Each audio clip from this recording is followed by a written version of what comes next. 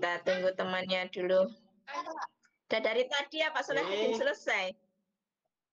Tadi teman Putri telat. Oh ya, telat masuknya.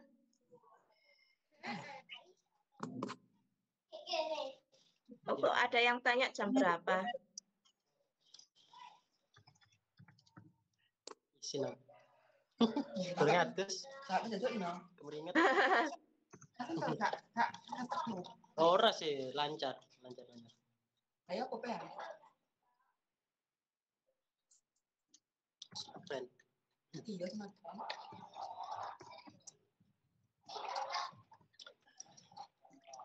Kalau pulang saya. Pulang dulu. Pulang ke kene nih. Orang mau saya. Ini sudah pada absen belum, Mas? Belum, Bu. Saya belum. Loh, kok belum? Masuk Google Classroom-nya dulu, ya, baru ke Meet.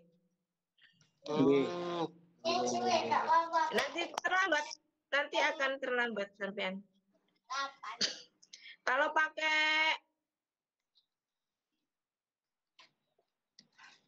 pakai laptop mungkin bisa ya, tapi kalau pakai HP kayaknya nggak tahu bisa apa nggak keluar dulu buka dua aplikasi.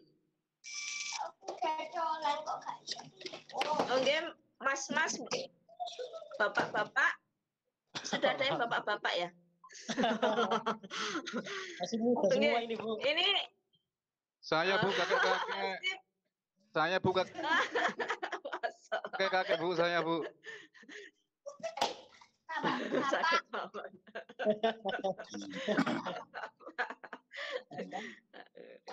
Itu Pak Anam itu sudah punya cucu, Bu. Saya sudah punya cucu 5, Bu. Semangat yang muda, nggak apa-apa lah. Jadi muda semua. Gumbulannya arek enom jadi enom, Mas. Nggih, pengalamannya kadang gian, Bu. Nggih, alhamdulillah bisa kita timba nanti. Kita tunggu dulu. 40 berapa temannya ini? 42, Bu.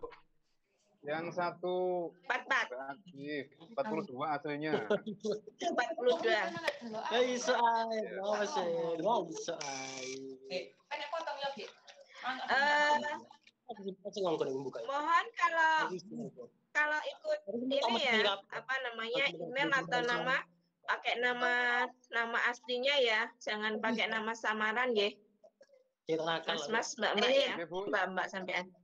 Itu nama saya asli tuh, Bu, dari lahir. Enggak, alhamdulillah. Ya, jadi ya kalau pakai nama samaran itu saya yang kesulitan nanti apa namanya Kang Dimut mic-nya. Aman.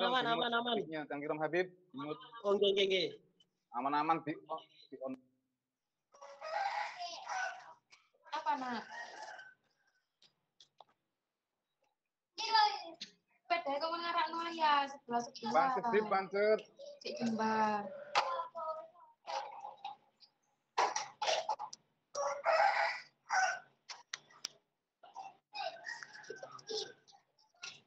Ini biasanya kalau apa namanya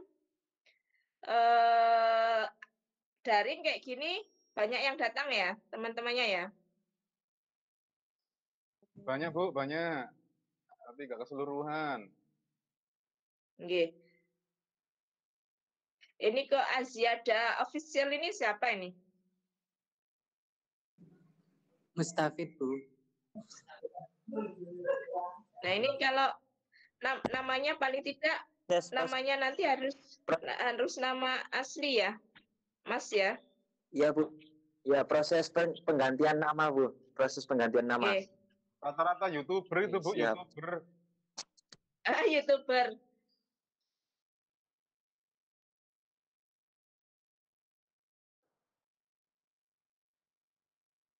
Saya Bu, Azizuddin 09. Azizuddin itu asli Azizuddin ya? Asli Bu, tapi Nggih, aslinya ada Muhammadnya Bu. itu. Tidak pakai 09 ya? Ingsun Adit ini nama sesungguhnya. Nggih, Nur Ingsun nama Ibu, asline Ibu. Nur Ingsun. Nggih. Nur Ingsun sejati ing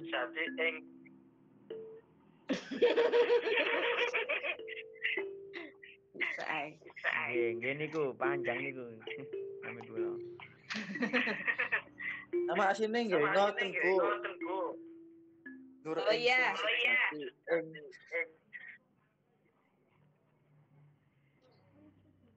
Baik, kita mulai ya. Iya, Bu. Nggih. Nggih, Bu. Itu PPT yang ada di Google Classroom-nya udah dibuka belum? Sudah Bu, sudah. Sudah ya. Ini kok masih ada yang tanya link ini sih.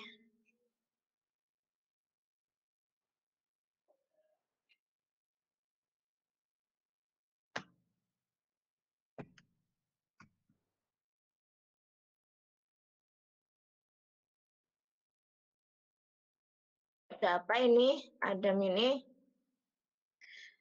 Ada yang bisa bantu temannya nggak ya?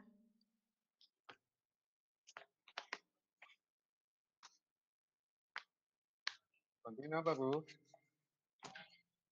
Itu masih ada yang tanya tentang link ini, link apa? Google Meet-nya. Google Meet. Iya. Baik.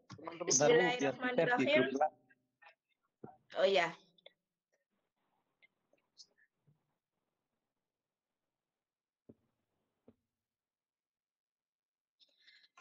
Baik, kita awali pertemuan kita dengan bersama-sama membaca basmalah. Bismillahirrahmanirrahim. Teman-teman semua, tadi sudah diawali Pak Solehuddin ya, pembukaannya ikut Pak Solehuddin. Baik, ini karena kita akan ada acara di kampus, lebih cepat lebih baik kayaknya ini. Mana ini? Nggih, Bu. Bentar. Mau share ini dulu. Apa namanya? PPT kita. Kok nggak bisa ya? Oh, mana konten?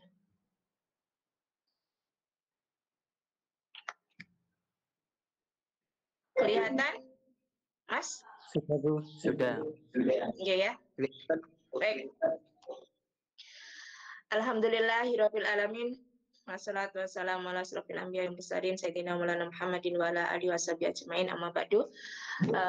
Saudara-saudara sekalian yang kami banggakan dan kami hargai, kami sayangi, pada pertemuan ini ya karena semuanya membanggakan buat kami. Pada pertemuan ini kita akan bersama-sama belajar tentang bimbingan konseling atau bimbingan dan penyuluhan, gitu ya. Seperti yang saya sampaikan di pembukaan Google Meet kemarin di materi, bahwa agenda kita pada pertemuan ini adalah pertama perkenalan, kemudian kita bahas tentang kontrak kuliah dan rencana pembelajaran kita selama 1 semester ini, khususnya pembelajaran BK maksudnya ya, dalam semester ini. Saya rasa saya ingin sekali ketika perkuliahan seperti ini semuanya bisa menampakkan videonya ya. Jadi karena kita belum bisa bertatap muka, jadi biar apa namanya, kenal wajah lewat Meet dulu begitu. Jadi apa namanya, biarpun tidak kenal orangnya, apa kita di apa namanya, di Google Meet-nya tolong dikasih nama yang jelas biar tahu begitu ini namanya siapa, wajahnya seperti ini gitu ya. Jadi mohon berkenan untuk menampilkan namanya dan menampakkan wajahnya biar saya tahu oh ini namanya ini. Kayaknya kalau di Google Meet seperti ini lebih enak daripada di kelas.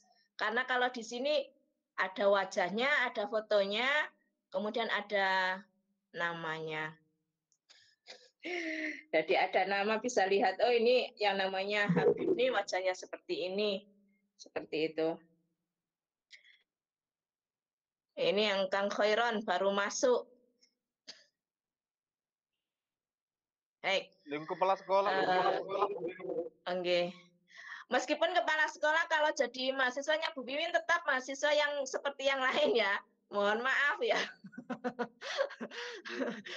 Ini bagian dari komitmen kita ya, Mas-mas, Bapak-bapak ya. Biarpun jadi apapun panjenengan di luar sana, ketika kita kuliah tetap namanya jadi mahasiswa. Jadi hak dan kewajibannya tetap sama-sama yang lain ya. Mohon sama rata. Maaf. Oke. Duduk sama rendah, berdiri sama tinggi begitu ya. Bapak-bapak, Mas-mas nggih, mohon maaf. Nggih. Ya nanti yang jadi ketua Habib namanya anak saya. Ketua yayasan nanti bisa yang lain bisa masuk daftar di sana. Kita ini salah satu keuntungan kita sebenarnya sampai hari ini kita tidak bisa apa namanya menghilangkan apa ya KKN ya. Ternyata mencari kerja pun kalau tidak kenal orang dalam ternyata sulit juga begitu. Saya rasa soal nama Adam Assegaf apa namanya seperti yang di-share di jadwal ini ya, kita masuk ke perkenalan.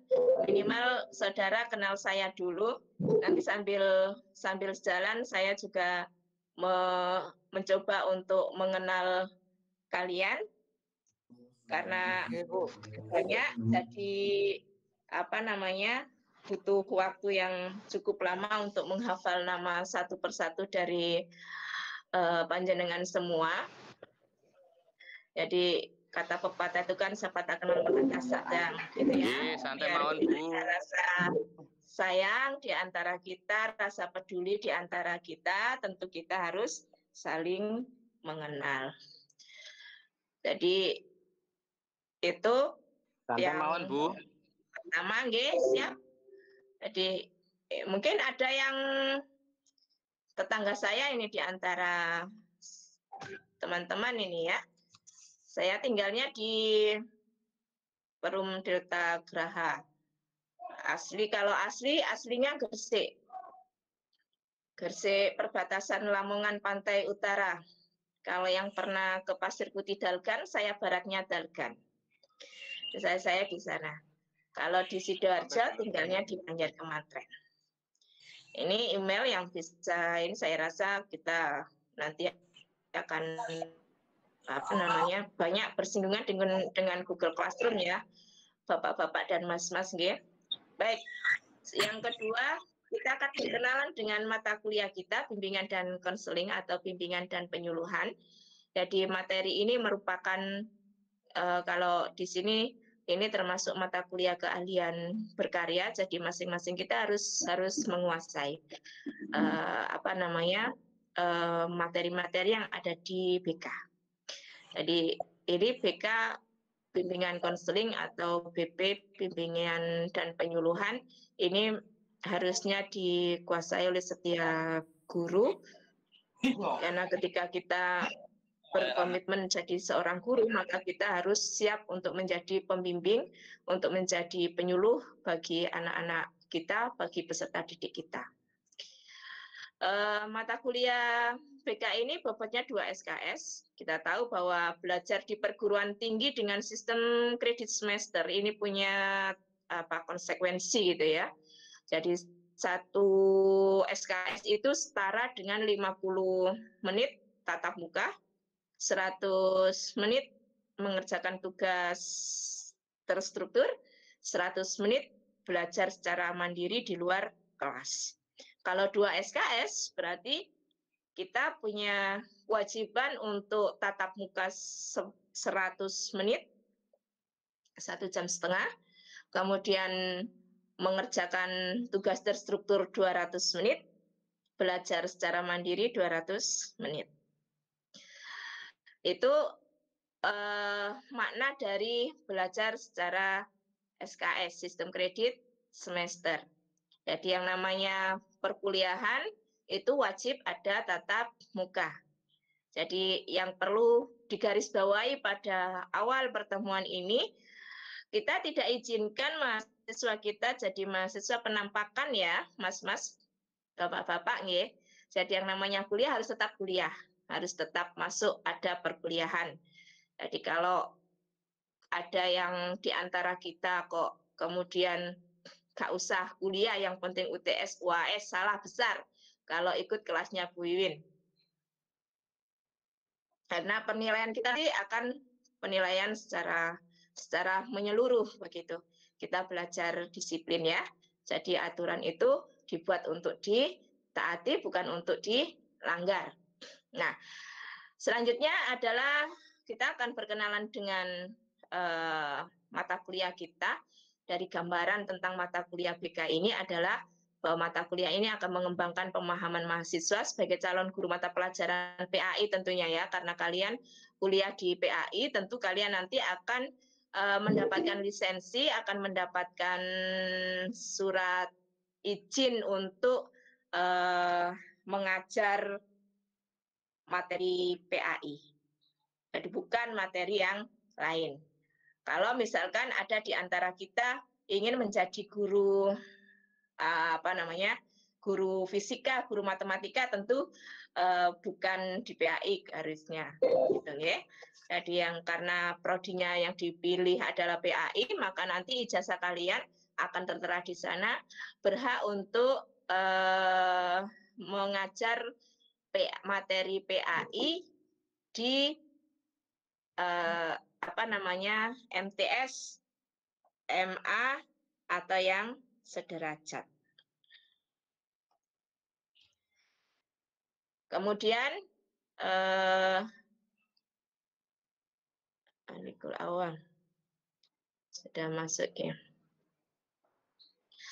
Kemudian selain mengembangkan pemahaman mahasiswa tentang bimbingan dan penyuluhan di madrasah, juga harapan kita atau mata kuliah ini akan memberikan pemahaman kepada mahasiswa tentang peran guru dalam memberikan layanan bimbingan dan konseling.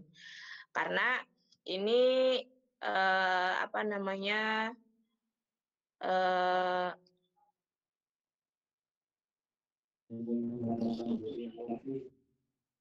ini kita kalau ini saya tidak konsen ini ya.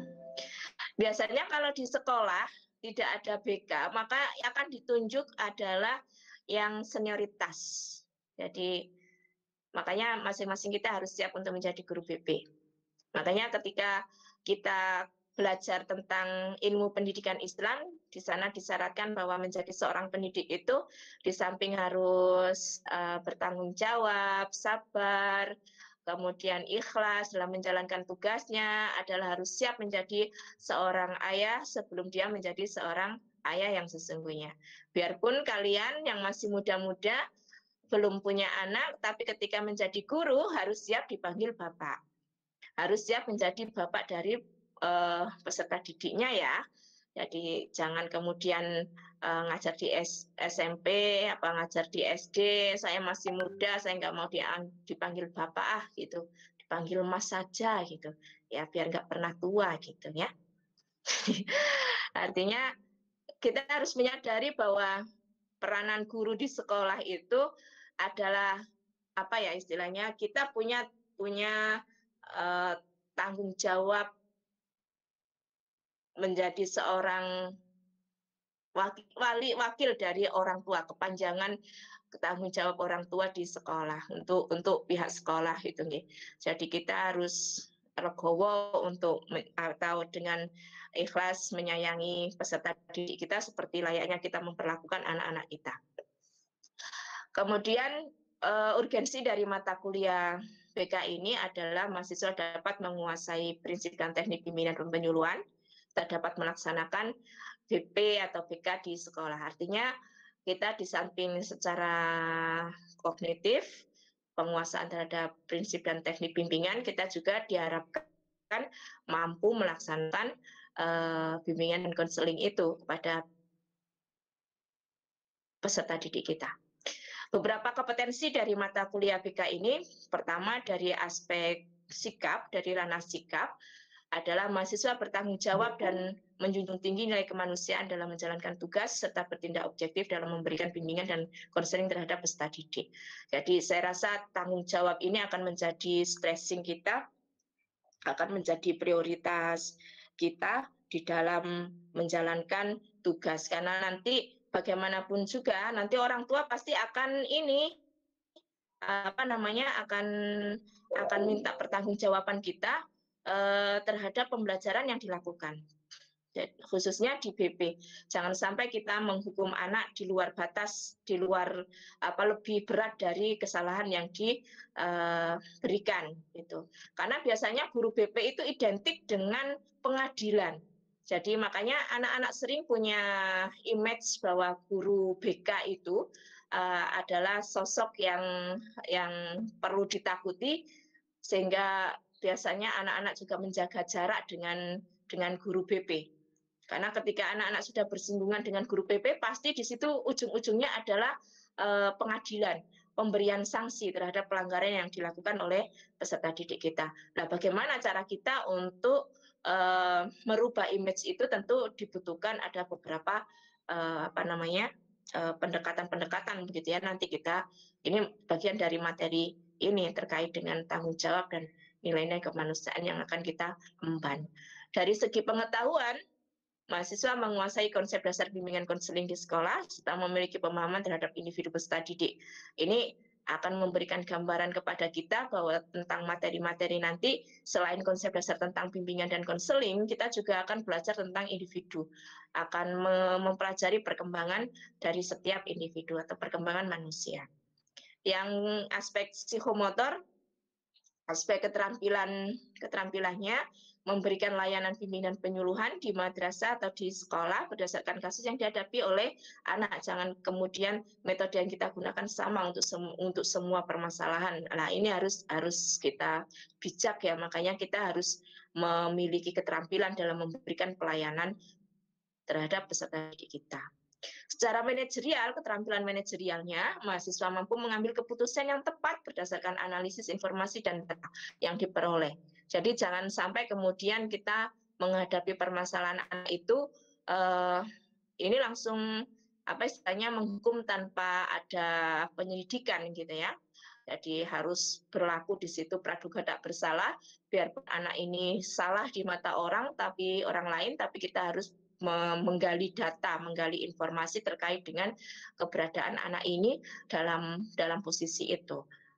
Selain itu, mampu memberikan berbagai alternatif solusi terhadap permasalahan pribadi peserta didik. Jadi jangan sampai kemudian alternatif atau solusi yang kita berikan justru mengundang masalah.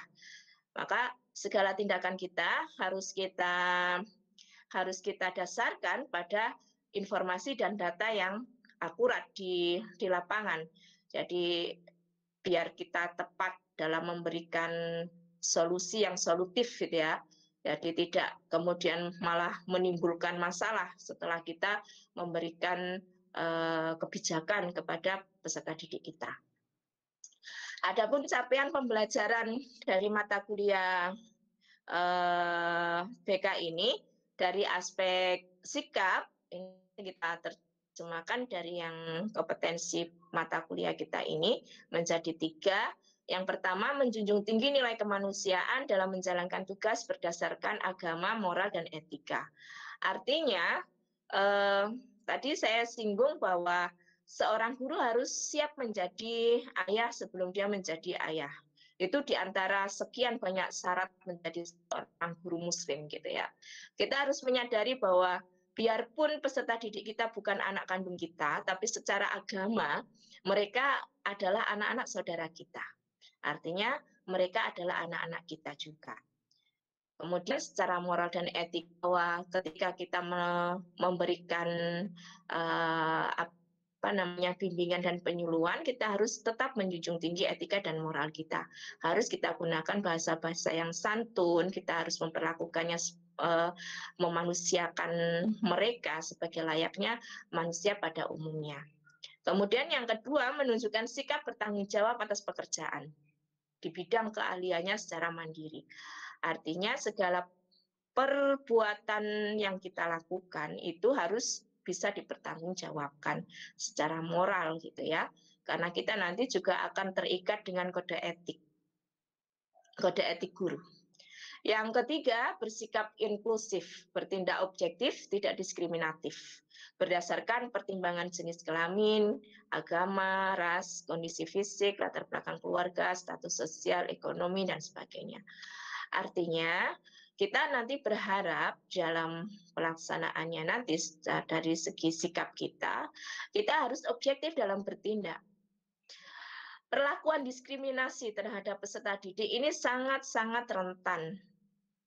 Ya, mas-mas, bapak-bapak, mungkin yang bapak-bapak sudah terbiasa menangani peserta didiknya akan banyak pengalaman. Nah, ini yang muda-muda ini. Biasanya kalau guru laki-laki itu, pengalaman saya dulu, kalau sama siswinya yang cantik gitu, dia biasanya terlihat sayang sekali. Tapi kalau dengan siswanya gitu, biasanya agak kereng gitu biasanya.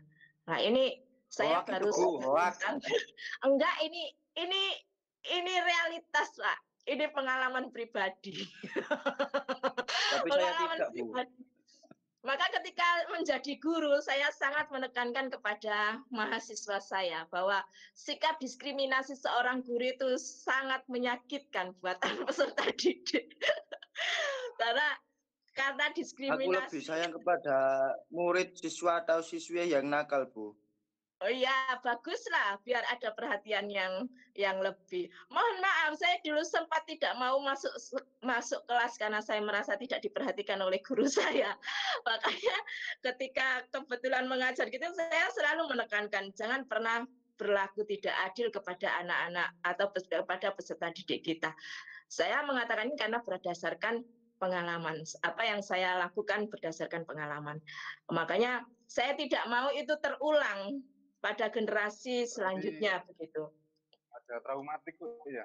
Iya, ya begitulah Pak Mas Anam. Mas apa Pak sih ya? Anggap aja adik-adik saya kan kalian masih adik-adik saya ya. Panggil Mas aja deh. Oke. Ya. Om. Iya, ada kayak trauma gitu. Jangan Om. Ada yang paling sepuh Bu di sini Bu. Sinten. Tapi tetap muda lah, semangatnya masih muda. Kita jangan pernah merasa, jangan pernah menyebut tua ya dengan dirinya ya. Nanti akan menurunkan imun. Di masa pandemi kita butuh imun. Bahaya Bu, bahaya. Merasa muda bahaya Bu. Lagi nanti. Loh, itu boleh. Itu diperbolehkan dalam agama soal nikah lagi atau tidak nikah lagi pilihan. Mana menang rapi, maneng. Ya, ini ada yang nyari satu. Yang nyari satu aja belum dapat kok. Dipameri bojoloro. Baik, kita kembali ke ini ya. Keterampilan umum. Oh, pengetahuan dulu, ini tempatnya yang salah tadi. Enggak apa-apa, Ding. Keterampilan umum, mampu mengambil keputusan secara tepat dalam konteks penyelesaian masalah di bidang keahliannya berdasarkan hasil analisis informasi dan data. Jadi tadi disampaikan bahwa ketika kita mengambil keputusan harus sesuai dengan informasi dan data yang kita peroleh ya. Jadi tidak asal tebang.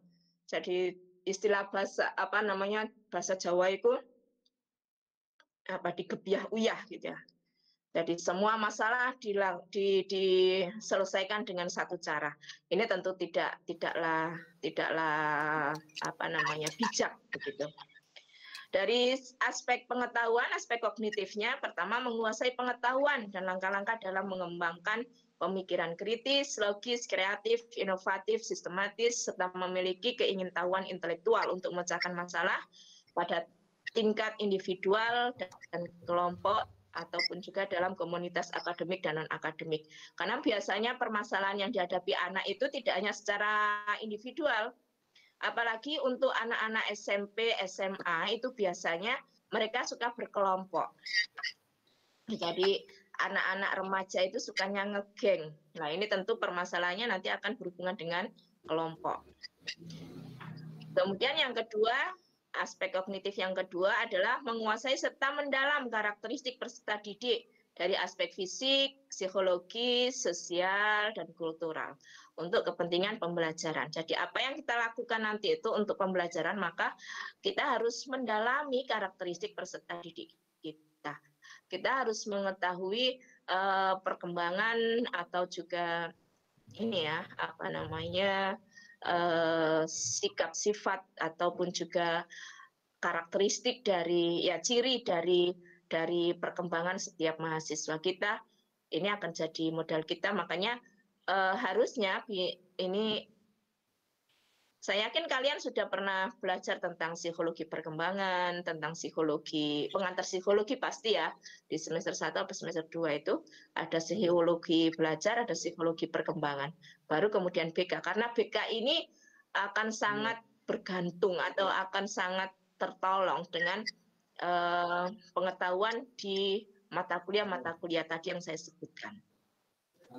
Selanjutnya adalah keterampilan khusus. Jadi secara khusus setiap mahasiswa harus mampu berkomunikasi secara efektif, empatik, dan santun dalam pelaksanaan tugas bimbingan dan penyuluhan di sekolah, di komunitas akademik maupun di masyarakat. Karena bagaimanapun juga kita tidak hanya harus berkomunikasi, harus berinteraksi dengan siswa kita, kan, tapi ketika kita sudah jadi guru BK, nanti akan banyak berurusan dengan pihak-pihak luar.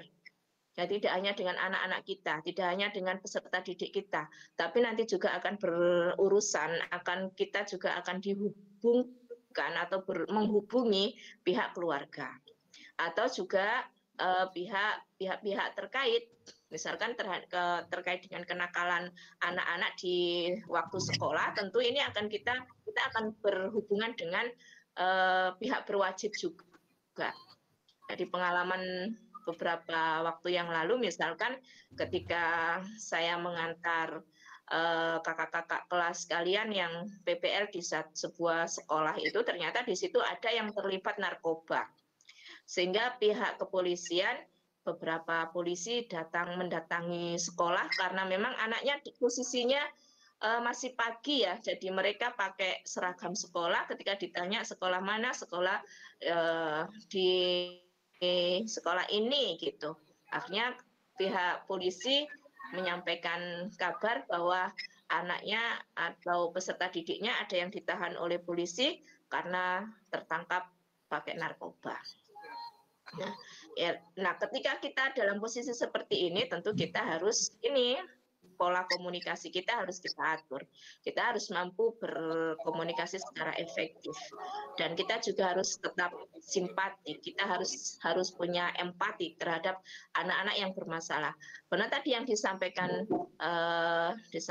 oleh Mas Aziz ya, bahwa lebih perhatian terhadap anak-anak yang bermasalah, karena mereka sesungguhnya butuh perhatian.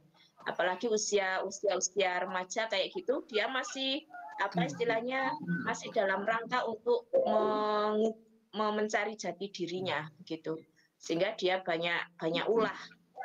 Biasanya ini seringkali kita temui juga di mahasiswa semester awal, itu biasanya masih usia apa namanya tabiat remajanya masih ke bawah ke kampus, jadi masih suka caper, masih suka modus gitu ya, biasanya mahasiswa di semester awal.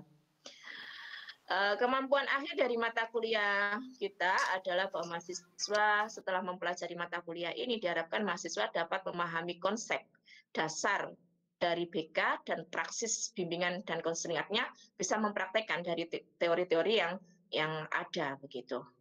Ini selanjutnya adalah timeline perkuliahan kita. Ini jadwal yang kita apa namanya kita tetapkan ini, saya rasa kita fleksibel saja nih, karena sampai hari ini saya belum mendapatkan jadwal yang pasti khusus non reguler gitu. Jadi kemarin Bapak Kaprodi memberikan jadwal itu masih gandeng dengan yang reguler begitu. Jadi biasanya ada jadwal khusus, jadi tanggal berapa saja nanti saya harus mengajar.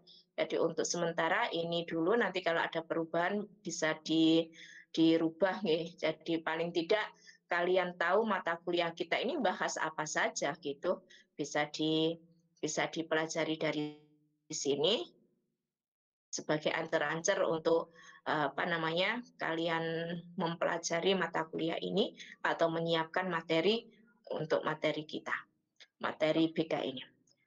Selanjutnya yang bagian G adalah kontrak perkuliahan dalam tanpa tugas pun tua-tua bumbunan pun sepuh-sepuh niki.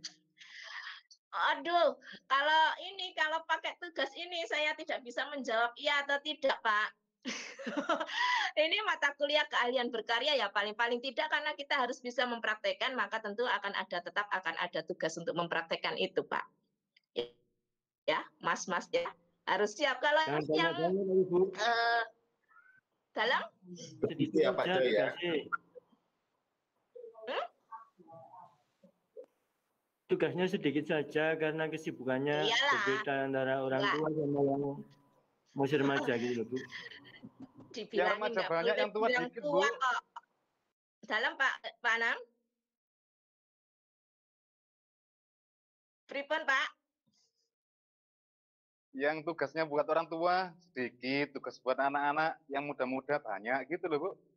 Enggak, saya enggak suka tugas katanya banyak. Katanya enggak boleh pilih kasih, kita harus adil. Diskriminatif gitu, Pak Joy. Lur. Harus bijak, Mas. Harus bijak, Mas.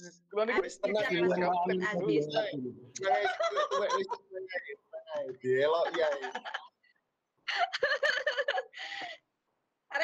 Resiko. Enggak, apa namanya? Kalau tugas banyak kayaknya tidak, Pak. Cuma kalau praktek ya wajib praktek lah. Ya bisa nanti teman-teman yang masih belum berpengalaman di dunia pendidikan bisa nanti sama Pak Alwan, sama Pak Anam, sama siapa dan bapak-bapak lain, Pak Yanto mungkin ya, untuk menimba ilmu dari beliau-beliaunya. Saya nggak jadi apa-apa, Bu. Saya orang awam, Bu. Sip, Bu, sip. Anil Alwan, Pak Khairul Anam itu top markotop, Bu. Yang punya sekolah. Iya, saya yakin ya. Kalau di kelas biasanya begitu. Suka menyembunyikan diri. Saya juga masih banyak belajar. Ya, tua tapi masih modus, Bu. Sudah tua tapi masih modus itu. Oh, enggak apa-apa. Semangat itu harus selalu muda. Usia boleh tua, semangat tetap muda. Mohon maaf, Bu. Memang yang kelas non reguler ini kesibukannya itu banyak. Ya ada yang ngajar, yang ngurusi anak, bagi yang sudah berkeluarga. Alasan itu, Bu. Kiranya dosen enggak banyak pekerjaan apa, Pak? Oke, Bu. Bu, anak saya itu sudah banyak, Bu. Apalagi anak saya ya. sudah Kalau 5 jenengan Bu ya nggak ada. apa pengen gara-gara tugas. Anak saya sudah 5. Iku SMP double nih Bu. Lah iya itu Justru kalau anaknya nikah sama dia, tugasnya sama tugas dia. bapak. Pengalaman dulu waktu bapak saya kuliah juga saya harus mengerjakan tugas Pengalaman bapak. saya ya nikah saja. Pengalaman saya pada nikah. Yes. Ya nopo malih. Pengalaman Kang Khairul itu pahit, Bu, pahit kayak kopi. Loh, pahitnya kopi menyehatkan, Pak. Saya hanya menyampaikan keunikan saya.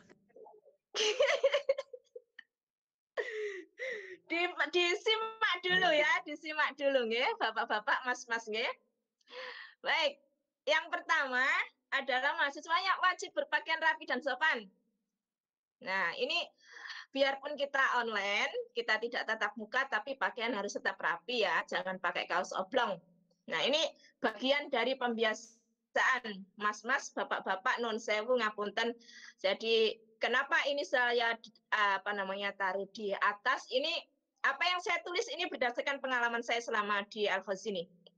Jadi saya 16 tahun ngajar di Al-Khazini itu. Jadi saya sudah cukup banyak pengalaman terkait dengan mahasiswa di luar. Jadi ketika PPL itu sangat terasa. Ketika kuliah sepertinya tidak begitu banyak masalah dengan mahasiswa, tapi begitu keluar mahasiswa kita keluar, itu yang pertama adalah dari kedisiplinan. Dari baik itu kedisiplinan waktu, kedisiplinan dalam berpakaian gitu ya. Itu kita hampir setiap tahun dapat catatan merah, saya rasa begitu nggih. Kita dapat teguran dari pihak sekolah terkait dengan kedisiplinan mahasiswa. Apakah itu terkait dengan mahasiswa yang telat ataukah mahasiswa yang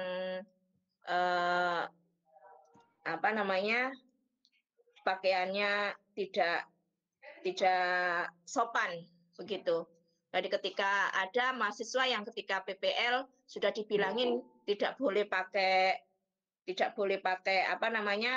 celana pensil, masih juga pakai celana pensil. Tidak boleh merokok di kelas, di ruang sekolah, di lingkungan sekolah, masih saja merokok. Ini bagian dari kedisiplinan itu. Di samping datangnya juga telat. Nah, ini saya pernah mendapatkan teguran dari kepala sekolah itu. Mungkin di Al-Khazini tidak terikat oleh jam pelajaran begitu ya, Bu ya. Malu sebenarnya saya, Mas. Kalau online bisa boleh merokok berarti, Bu ya? Janganlah, nggak menghormati saya. Kayak yang rokok itu loh. Jangan merokok dulu lah, Pak. Kalau ngevapor gimana, Bu? Hah? Tidak merokok tapi ngevapor. Kalau kuliah ya fokus kuliah saja lah, nggak ada pilihan yang lain ya. Bu, kita itu orang salam. Jadi ngaji nggih rokokan mboten napa-napa. Nggih beda, Pak. Beda kalau waktunya ngaji. Ini kalau kita sudah belajar seperti ini nanti yang kita pikirkan tidak hanya komunitas kita di pesantren salaf atau bukan ya. Jadi ini masalah etika kita sebagai seorang pendidik, sebagai seorang guru di sekolah. Ini akan ke bawah, Pak. Ini akan ke bawah.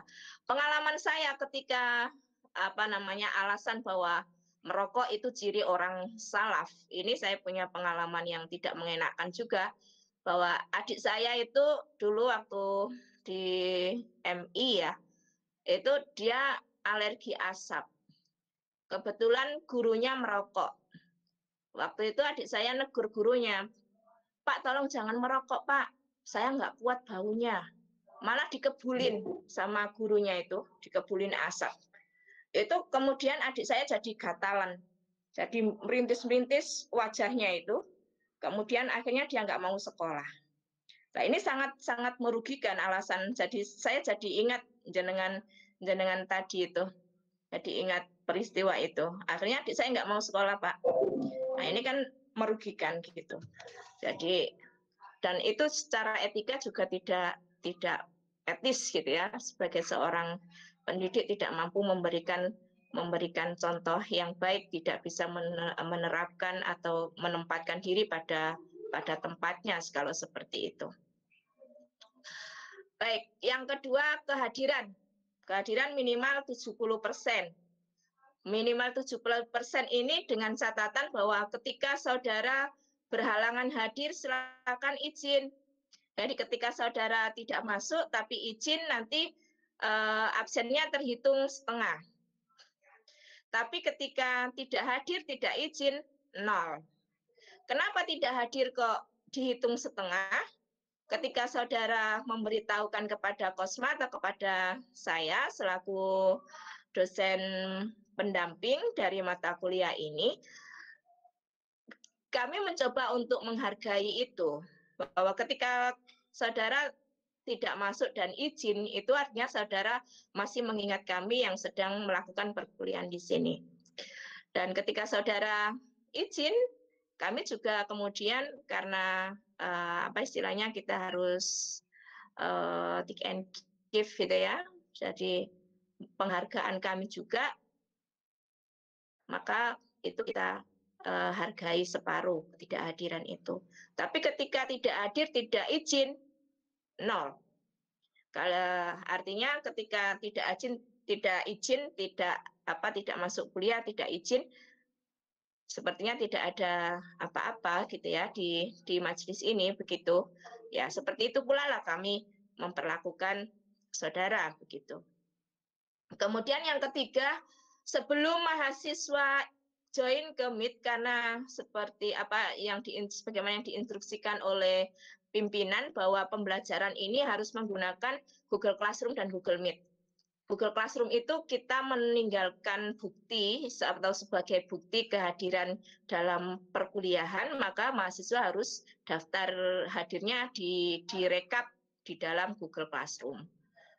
Meskipun nanti guru dosen ini harus mengupload daftar hadir kalian itu di Siakat. Jadi dosen ini akan diakui ngajar ketika dosen memasukkan absen ke Siakat. Jadi tolong kerjasamanya, dan kita tetap meskipun sudah ngisi daftar hadir di Google Classroom, tetap harus hadir di Meet. Boleh tidak mengikuti Meet, tapi tidak boleh 100% ya. Jadi paling tidak ada 30% kebolehan kalian untuk izin atau tidak masuk, tidak mengikuti Meet, karena kita tidak ada luring, maka harus daring. Nah, ketika kalian mengisi daftar hadir di Google Classroom tapi tidak ikut Meet, maka hitungannya separuh. Oke, meskipun di Google Classroom saudara mensubmitnya hadir, tapi tidak hadir di Meet, karena ini adalah dua-duanya adalah media kita untuk melakukan pembelajaran. Kemudian yang keempat, bahwa tadi sudah saya sampaikan ya, karena pembelajaran ini kita lakukan dengan melalui Google Classroom dan Google Meet. Silakan saudara mensubmit daftar hadir maksimal 30 menit dari jadwal. Jadi kalau kita jam 9.30 mulai, berarti jam 10, maksimal jam 10, kalian sudah absen. Saudara sudah mengirim daftar hadirnya, sudah membuka daftar hadirnya yang ada di Google Classroom. Paham ya dari sini? Ada yang mau disampaikan? Silakan.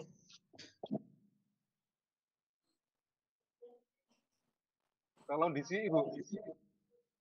Disiin apa nih? Nggih, teng Google Meet niku. Apa, Al? Ya bagus lah. Sebelum jam 9:30 sudah absen.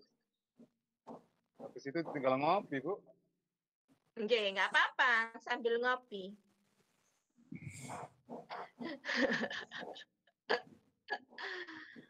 Yang penting di Google Classroom-nya disubmit dulu ya Pak, Mas, ya diisi dulu, baru kemudian join di Meet. Karena kalau di Google Classroom nanti akan ada batas waktu. Bisa dipahami ya ini ya? Iya, Bu. Bisa, Bu. Atau ada masukan? Cukup ya, bisa diterima ya? Insya Allah, Bu. Kalau dosennya yang nggak masuk, nilainya berapa, Bu? Kalau dosennya yang nggak masuk, nilainya berapa? Nggak dapat Mas. Nggak dapat masuk, Mas. Nggak dapat honor, Mas. Kalau dosennya yang nggak masuk. Oh iya. Konsekuensinya nggak dapat honor kalau sampai nggak dapat nilai. Kalau dosennya nggak masuk, nggak dapat honor. Tapi saya yakin kok kalau Bu Wiwin itu orangnya bagus, baik banget sama. Ya iyalah, karena di depan saya. Modus itu, Bu, modus. Iya. Iya, yang penting tidak menjadi besar karena sanjungan, tidak merasa kecil karena hinaan ya. Kita kembali ke sini lagi ya. Ya, santai saja. Terkait gimana Pak? Mohon maaf saya nggak bisa, Mas. Memang ya alhamdulillah ditakdirkan baru bangun saya tadi karena dalam pekerjaan. Banyak Pak. Terusan panjenengan kan bahwa kacanya 3 perkuliahan dengan itu nanti pertama masuk ke Google Classroom, kemudian mendaftarkan atau absen, setelah itu baru masuk ke Meet gitu ya Bu ya? Oke. Oke. Konsekuensi atas kelambatan seperti saya tadi, kemudian lebih dari 30 menit itu. Yang penting nanti di Meet Pak. Kita lihat keterlambatannya berapa. Ya, cuma maksudnya kalau di Google Classroom itu ketika terlambat nanti akan ada catatan terlambat begitu. Saya seperti ini terkadang ke alfa. Nggih. Tadi itu jam 7 sudah saya share, sudah saya buka Pak daftar hadirnya.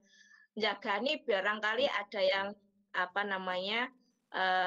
biar tidak terlalu tidak terlalu mepet waktunya begitu. Jadi misalkan jenengan ya pagi absen di kelasnya Pak Solehudin, sekalian buka di kelas saya, mungkin begitu. Di mata kuliah saya, jadi sekalian absennya sudah saya mulai dari pagi. Saya buka dari pagi. Makanya batas waktunya sampai 30 menit. Tapi hari ini karena kita baru sosialisasi, absen sampai jam 12.30. Tapi untuk pertemuan berikutnya sampai jam 10 maksimal di Google Classroom. Tapi dari pagi sudah saya share Pak, sudah saya buka Pak absennya ya. Jadi nanti misalkan jam pertama absen sekalian untuk jam kedua absen sekalian enggak apa-apa. Oke. Ini dalam rangka itu tadi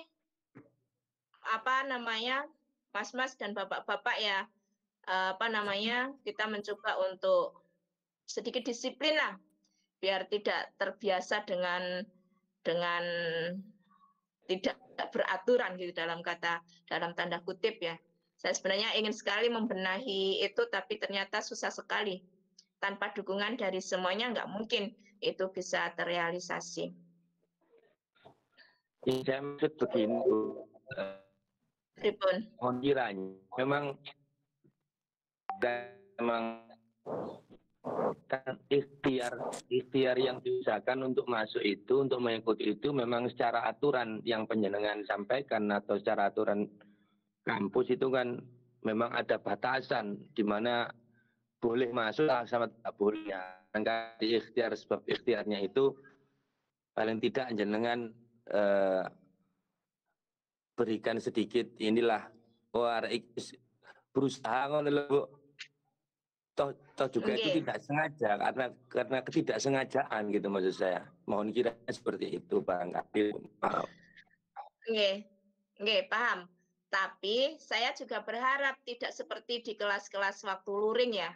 Beberapa kasus itu ada beberapa teman yang oknum sih sebenarnya ya. Jadi kurang 10 menit baru masuk. Kalau saya nggak sepakat Pak itu dihitung masuk. Misalkan kurang 10 menit, kurang 5 menit di penghujung acara, di penghujung perkuliahan baru masuk minta absen kayak gitu, saya sebenarnya opo-opoan kayak gitu. Ini yang merusak tatanan. Inilah yang kemudian ketika di luar terbiasa begitu. Saya sebenarnya inginnya biar anak-anak itu, biar mahasiswa Al-Khozi ini itu punya tanggung jawab yang lebih. Cuma itu. Jadi saya hampir setiap tahun itu apa istilahnya mau dipermalukan ya. Mungkin anak-anak saya tidak merasa tidak berniat untuk mempermalukan saya sebagai DPL mungkin begitu ya. Tapi karena kebetulan saat itu seperti itu atau mungkin karena sudah terbiasa molor-molor di kampus itu dibiarin Pak. Jadi akhirnya ketika di sekolahan juga terbawa. Sama dengan ketika penampilannya tidak rapi itu terbawa ke sekolah. Itu di sekolah negeri itu kan agak ketat juga. Jadi sudah datangnya terlambat, pakainya pakai sandal, nggak pakai sepatu, kemudian rambutnya tidak disisir, rambutnya rodok ngeriwul. Jadi acak-acakan kondisinya seperti itu, langsung disuruh keluar sama kepala sekolahnya, Pak. Nah itu kan di depan saya itu kepala sekolahnya bilang begitu. Nah ini yang kemudian kenapa di setiap pembelajaran gini di kontrak perkuliahan saya tekankan itu bukan kemudian saya tidak tidak punya pertimbangan nanti kalian akan menilai saya seperti apa, nggak apa-apa. Yang penting saya sudah mencoba apa yang saya bisa untuk merubah itu. Kenapa? Karena ketika mahasiswa Al-Khozini keluar itu tidak hanya membawa nama dirinya, tapi membawa alma mater Al-Khozini juga begitu. Dan saya merupakan bagian dari mereka, dari anak-anak saya, mahasiswa-mahasiswa saya begitu. Saya nggak mau ini sebenarnya terulang, tapi hampir setiap tahun ini terjadi begitu. Pelanggaran-pelanggaran seperti itu yang kemudian membawa nama baik alma mater, Pak. Jadi ini mesti kepala sekolahnya bilangnya mungkin karena ini boleh jadi karena di Al-Khozini tidak disiplin ya Bu gitu. Saya mau bilang apa? Nah saya ingin ini kenapa ini saya lakukan di perkuliahan saya karena itu mungkin panjenengan semua membandingkan dengan dosen-dosen yang lain. Mereka tidak pernah berada di posisi saya. Mungkin begitu. Nah, ketika ada masalah beberapa kali ya saya kalau ini ya sempat beberapa kali lah diminta untuk datang ke sekolah di mana di situ ada masalah kayak gitu. Lah ini yang kemudian menggerakkan hati saya harus ada perubahan. Kalaupun apa yang saya lakukan itu kemudian tidak mendapatkan respon, ya nggak apa-apa. Yang penting buat saya itu sudah berusaha. Soal hasil itu nomor 2. Yang penting sudah diusahakan. Seperti itu. Jadi tolong kerjasamanya. Kalau saya sih bersyukur sekali, berterima kasih sekali pada kalian kalau kemudian apa yang kita sepakati hari ini, apa yang sudah ditentukan oleh sekolah kampus itu dilakukan. Ini akan menjadi kebiasaan kalian ketika kalian di luar. Hanya itu. Siap, Bu, siap. Lebih tidak. Siap. Ya. Jadi ini semuanya akan kembali ke kalian karena kalian itu masih dalam istilahnya masih dalam rangkulan kami gitu ya. Kalian meskipun nun sewu, meskipun sudah ada yang bapak-bapak gitu ya, ketika perkuliahan seperti ini saya anggap kalian itu teman ya anak gitu. Karena masih dalam masa bimbingan gitu loh maksud saya. Nun sewu Kalau mohon anak maaf. nanti minta uang Bu. Kalau nggak minta uang nantinya. Nah ini Minta uang anak jajan. ibunya aja biasa menerima uang dari bapaknya kok. Saya mohon pengertian ya. Dengan mati tersusun. Oke, baik kita lanjutkan ya. Mohon maaf ini nanti saya berupaya untuk jam 11 sudah bisa ke kampus. Kemudian ini tugas nanti akan ada tugas mandiri ya Bapak-bapak ya. Mohon maaf ya kita tetap ada praktek nanti. Jadi praktek bagaimana membimbing temannya yang ini mungkin seperti itu. Enggak, kalau banyak tidak, insya Allah tidak. Selama kalau bisa jenengan tanya ke kakak-kakak kelas itu banyak apa tidak apa namanya tugasnya Bu. Saya rasa saya tidak suka banyak-banyak. Semakin banyak tugas itu justru membingungkan saya untuk menilai kalian. Jadi ya konsekuensinya kan begitu. Saya bukan apa istilahnya. Ya mohon maaf, saya tidak bisa memberikan penilaian kepada mahasiswa itu dengan ngawang tanpa ada data gitu. Jadi sebisa mungkin itu akurat lah penilaian saya begitu. Ya Bu. Betul. Kemudian amin. Oke. Kemudian ini evaluasi kita ya. Jadi evaluasi akan kita lakukan selama proses pembelajaran ya, Bapak-bapak, Mas-mas nggih. Jadi kita menggunakan asesmen autentik selama perkuliahan, proses perkuliahan. Ranah sikap, aspek sikap kita akan melakukan penilaian selama proses dari keaktifan kalian,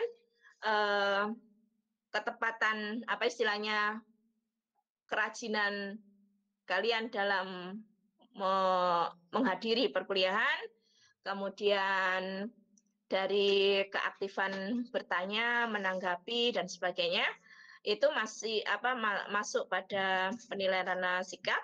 Kemudian penilaian ranah kognitif ini akan kita lakukan dengan mengobservasi apa yang dan masuk ke jurnal tentunya, jurnal kami. Jurnal saya punya catatan tersendiri terhadap penguasaan materi saudara. Jadi penguasaan materi itu bisa dilihat dari penyampaian gagasan. Jadi penyampaian gagasan itu bisa ketika menyampaikan pendapat, ketika menanggapi teman, pemilihan kata, gitu ya. Kemudian hasil tugas yang dilaksanakan ini masuk pada penilaian ranah kognitif. Sementara pada aspek psikomotorik, ini kita akan lihat dari produk yang dihasilkan oleh mahasiswa dalam penyelesaian tugasnya. Itu ini, penilaiannya itu dari 3 ranah itu. Jadi kalau ada beberapa ada 1, 2 yang tidak ada, berarti nilainya akan kosong. Nah, penilaian kita itu dari UTS 25, UAS 25. Tugas 30, performance 20. Kenapa UTS UAS kok rendah? Ya, UTS UAS itu bisa direkayasa kalau menurut pengamatan saya. Kemudian meskipun ini tidak bisa kita hilangkan ya. Jadi meskipun ya dengan berbagai kekurangan gitu ya tentunya. Kemudian tugas ini tinggi karena tugas ini nanti akan menjadi, kalau saya penilaian portofolio dari sekian banyak tugas yang dilakukan oleh mahasiswa, ini akan kita kumulatifkan. Kita ambil rata-ratanya, kita masukkan, jadilah 30% kita ambil dari nilai tugas. Jadi nanti misalkan nilai tugasnya bagus, nilai UTS-nya, UAS-nya jelek, ini bisa kita tarik ke sini. Karena di siakat itu tugas kayaknya 20. Kita menyelesaikan di anu. Jadi lebihnya bisa kita tambahkan di nilai-nilai yang lain. Kalau performance itu di penilaian saya bikin rubrik itu hadir itu 50%. Kemudian ketika bertanya, ketika menanggapi, ketika aktif dalam perkuliahan nilainya 50. Jadi ketika aktif, ketika bertanya, ketika hadir nilainya 100. Itu masuk ke performance. Kemudian kriteria ketuntasan minimal kita 3,25. Bagi mahasiswa yang aktif, nilainya kurang dari 3,5, harap segera menghubungi dosen pengampu mata kuliah. Dalam hal ini saya ya tentunya, untuk melakukan perbaikan. Mungkin ada nilai-nilai yang tidak tercover di dalam penilaian itu, sehingga nilainya kurang. Jadi saya berharap semuanya tidak ada yang nilainya kurang dari 3,25. Harapan saya sih semuanya bisa nilainya A, gitu ya. Jadi jangan terus asal kuliah. Kalau persepsi kita bahwa kuliah itu hanya sekedar sampingan untuk mendapatkan ijazah, sampai salah. Kalau sekarang kalau kalian yang meskipun tidak mencari ijazah itu tidak hanya sekedar untuk orientasi kerja ya, tapi secara kualitas orang akan melihat kualitas kualifikasi kita itu pertama ketika kita melamar kerja itu akan dilihat dari nilai. Jadi secara hitam bukti hitam di atas putih itu ijazah. Makanya yang ikut PNS misalkan, meskipun saya berharap bahwa kalian tidak terikat dengan itu semua, akan membanggakan sekali ketika saudara-saudara mampu menciptakan lapangan pekerjaan sendiri, bisa menolong teman-teman yang lain, seperti itu. Akan tapi ketika kita ingin menjadi seorang pegawai, maka seleksi pertama yang dilakukan adalah seleksi administrasi. Seleksi administrasi itu akan dilihat dari ijazah dan nilai. Jadi ijazahnya apa? Qualified enggak? Gitu, sesuai dengan yang diinginkan apa tidak? Kemudian nilainya, melihat kapasitas kita, kemampuan kita mengerjakan tugas itu dilihat dari nilai. Ketika kita melanjutkan perkuliahan kita di perguruan tinggi, di S2 misalkan, itu juga akan ada persyaratan. Jadi penilaian administrasi pasti dilakukan di awal. Ya melihat itu, di situ pasti mensyaratkan IPK harus sekian kayak gitu. Kalau PNS itu 3,5 kalau nggak salah ya, dari 2017 kemarin itu. Jadi yang masih muda-muda, yang sudah bapak-bapak kayaknya nggak butuh uang itu gitu ya.